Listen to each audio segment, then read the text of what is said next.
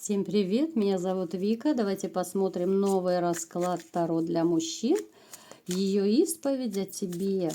Итак, давайте-ка посмотрим, что же нам расскажет ваша женщина. А женщину вы загадываете сами.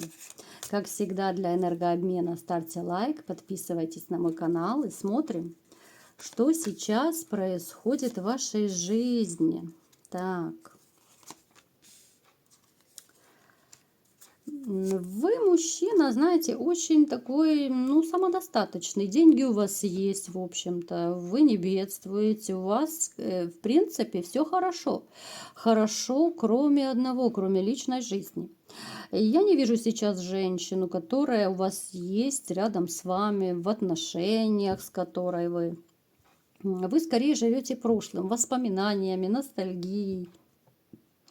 Вот женщина, которой вы по-настоящему дорожили, она сейчас не с вами, вы не с ней. И, скорее всего, вот я думаю, что вы ностальгируете за этой женщиной. Вы вспоминаете какие-то моменты. Вы вспоминаете, как раньше было все хорошо. Вот есть такое, знаете.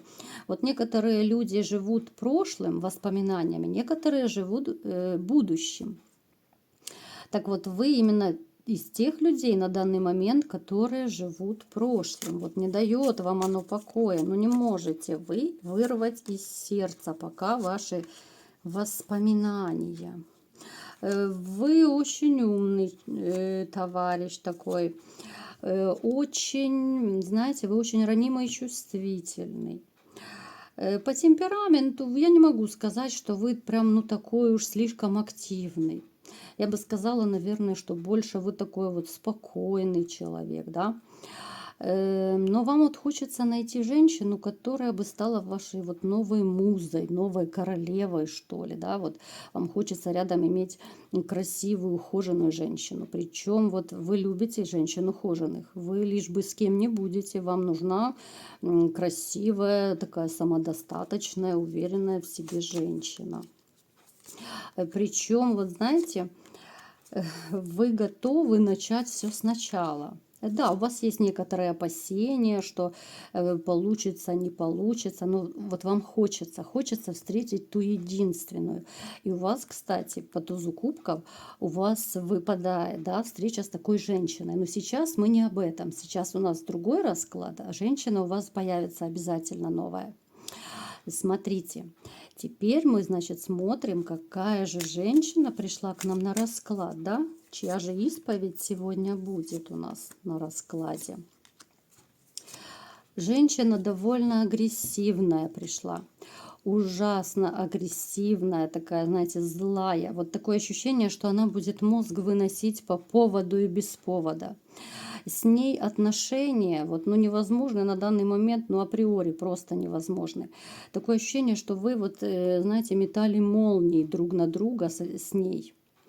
Хотя вы ей помогали много, вы много ее поддерживали, холили, лелеяли. То есть вы вкладывали в этого человека именно всю душу, понимаете? Вот всю душу просто вкладывали. Так, еще что это за женщина? Вы надеялись с ней прожить долго и счастливо, я вам могу сказать, либо же быть в длительных отношениях с ней. Это женщина, которая материально ориентирована. Для нее деньги – это самое лучшее, что может быть в жизни. Деньги, подарки, вот все, что касается именно материального. Но сейчас вы с ней на расстоянии.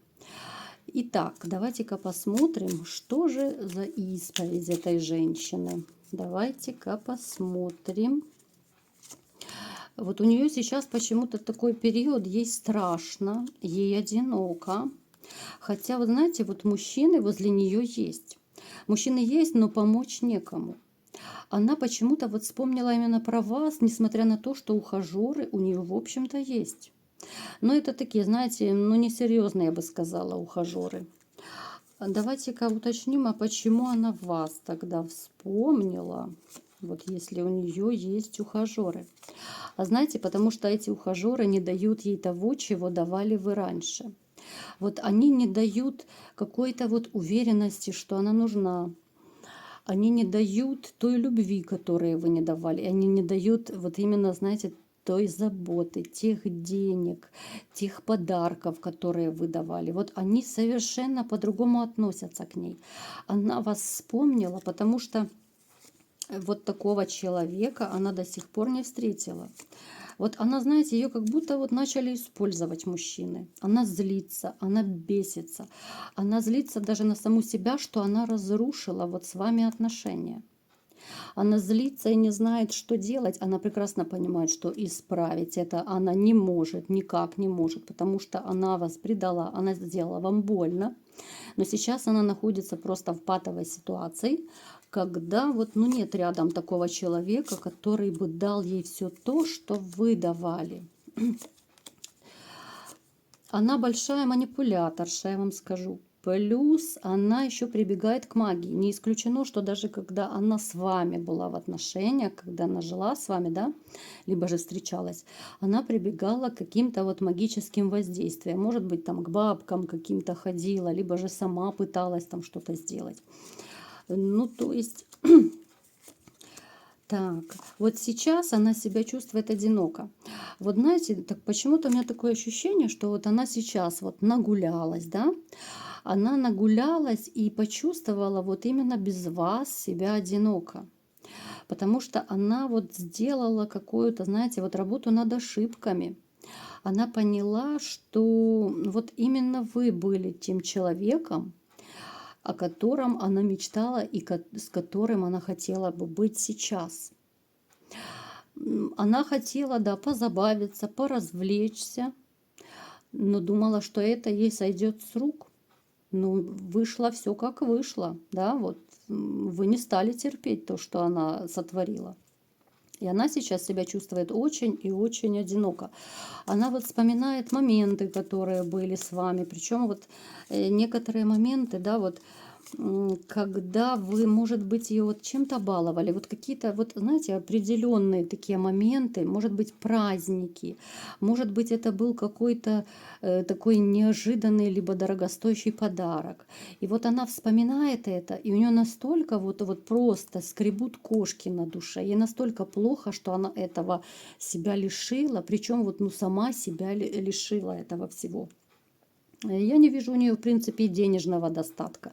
Но нет у нее особо такого вот счастья ни в деньгах, ни в мужчинах, ни в отношениях, ни в чем. Она, по сути, наказала не то чтобы вас, она сама себя наказала. Ей хочется любви, она вспоминает любовь, да, она вспоминает вот именно ту любовь, которую вы ей дарили. Ей хочется еще раз повторить эту любовь, но она не знает, что ей делать.